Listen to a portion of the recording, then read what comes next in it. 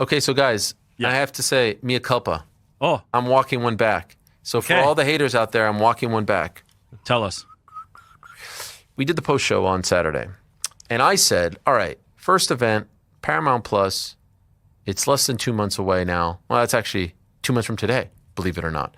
January 24th, 2026. Las Vegas, T-Mobile. That's the rumor. They haven't announced anything yet, so they could throw us a curveball, right? Just like this thing, they could throw it just like this. Look at the wrist. I said, you've got Ilia. He hasn't fought since June. You've got Patty. He hasn't fought since April. There's the history there. There's the beef. Like, that is the perfect fight to start this thing. Put that on Paramount Plus. Watch the subs just skyrocket, right?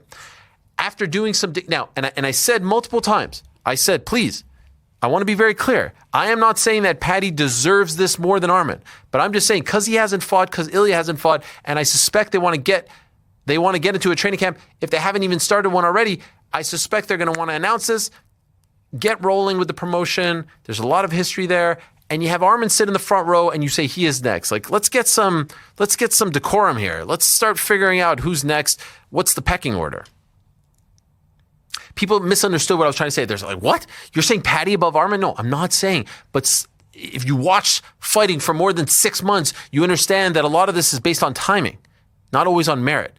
Number one contender is without a doubt, without question, Arman Tsarukyan. But timing.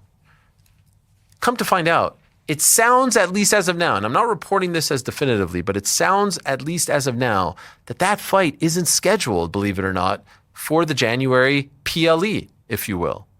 Still not sure what to call it. Are we calling it pay-per-view still? What are we calling these? Numbered event. I don't feel like it rolls off the tongue. And that's what it's called. It sounds like that's not the plan. What I'm hearing, the plan is front runner, Kayla versus Amanda. Now, could they do both? Sure, of course. Why not? But I'm not hearing that that's a part of the mix. And so if that's not a part of the mix, if it's not Patty versus Ilia, scrap those plans. We got to move on. It's got to be Arman versus Ilia. Like, because the next one is Sydney. And now we're talking about, and obviously it's not happening there. Now we're talking about March. Like, there's no way. Arman versus Ilia is the number one fight in the lightweight division. And dare I say, it's close. It's close to as big as Patty versus Ilia, given how popular Arman is getting in that part of the world and just how good he looked in this fight.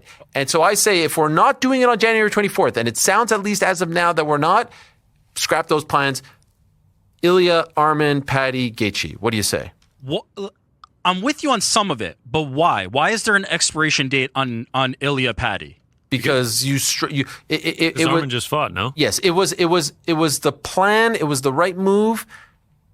When Arman just fought, it was the plan, the right move when Arman was out, when we didn't know how this fight was going to go. Okay. When there were a lot of questions about his health, could he make the weight? Is his back okay? All this stuff. Now that he looked like that, we got to move on. We have to do it. I'm sorry. But couldn't Arman get the winner?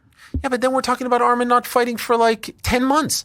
If this fight isn't happening in January, and then let's say March at the earliest, right? Because it's not going to happen in Sydney. We suspect Volkov will be on that card. Then the winner of that fight is not fighting until like, I don't know, October? Or we're talking about another year out for Arman? I understand that from the Arman Tsarukyan perspective, but if we're touching all the chess pieces, right? If we're accounting for every piece on the board, I think you only get one shot with Patty and Ilia. And you have to take it. Patty beats Gaethje. That is not a risk. You're not putting him in there against Arman. Patty beats Gaethje for sure. You for sure? I think look, obviously not for sure. What's Patty Pimblett's best win, truly? Mike Chandler.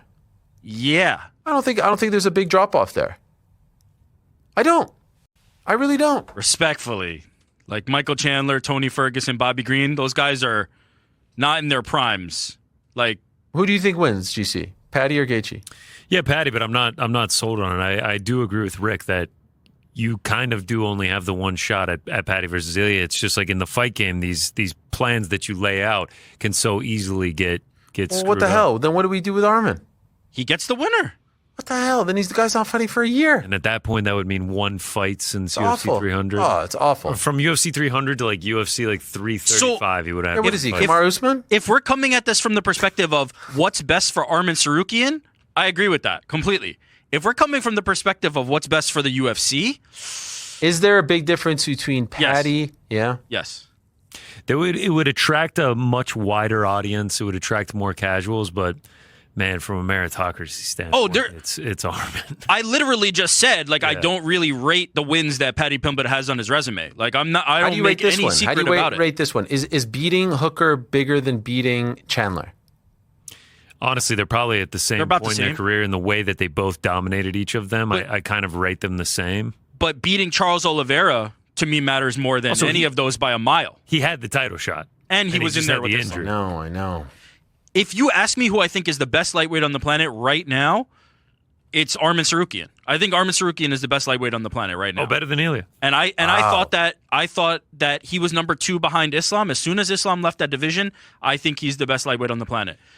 But if you're asking me to run the UFC's business, if Patty Pimblett is there, he's now ranked number 5 in their rankings. I believe I saw graphics being made about. What is that? Dan Hooker moved down. You got to move Patty up. You take this shot while you have it. You take this shot while you have it. Patty Pimblett is the Kike Hernandez of the UFC lightweight division. Easy, on the group project. Well, how do you go up 7 months after your last fight? Dan Hooker lost. So you got to move him up. I actually think he was at 8. Also, don't the rankings usually come out on Tuesday? Why did they come out on Monday? I feel like they've been coming out on Mondays lately. Oh, and also Hooker losing to Arman shouldn't necessarily drop you down. Like, that's the number 1 guy. You shouldn't get penalized for losing to the top guy. Patty's number 5. We don't need to think about it. I think it was the way that he lost. Sure. I'm with you on everything about Arman, every single bit of it. As I said, I think he's the best lightweight on the planet right now. I think he can beat Ilia Topuria. I think he probably will beat Ilia Topuria if they face off. I believe in Arman Tsarukyan to a high degree. But if you want to do the best business, you do Patty versus Ilia while you have this opportunity right now, and then Arman fights the winner. And if it's Ilia, you've got that same fight that you were angling toward, and it's built-in business. And if it's Patty, who then beat Ilia Topuria, now you've got Arman versus that guy, which is even bigger. It's perfect for me from a business perspective. I think you just do it while you have it. Foaming at the mouth to see Arman versus Ilia. Foaming at the mouth. You'll get it. 2 fights from now. You know what pisses me off about all this? I want to see Ilia versus Arman so bad. I want to see Ilia versus Islam so bad, and I feel like we're not getting either of those next. What the hell? You know what I mean? Like, the UFC has some blockbuster, juicy, like rivalries. There's heat there, and I feel like we're not getting either of them. I'm surprised that you're so down on Patty versus Ilia. I was going to say both those fights they're not as have big as Ilia Topuria in them, and then the third one also has Ilia Topuria in it against Patty Pimblett, which might be his biggest rival, dating back to 2021 with the hand sanitizer boy days. No, 100%. Listen, I've been the one carrying the Patty versus Ilia flag for all this time, and it's a tough day for the people who say that I only pick based on my relationships. No one's probably been meaner to me than Patty, but like, we got to call it like we see it. That said, Arman fought, and maybe it's recency bias. I feel like you got to strike, because if they are going to book it for January 24th, then I'm all the way down. Let's go. Let's do it. Announce it today. What are we waiting for? If it ain't happening, then we need to book Arman versus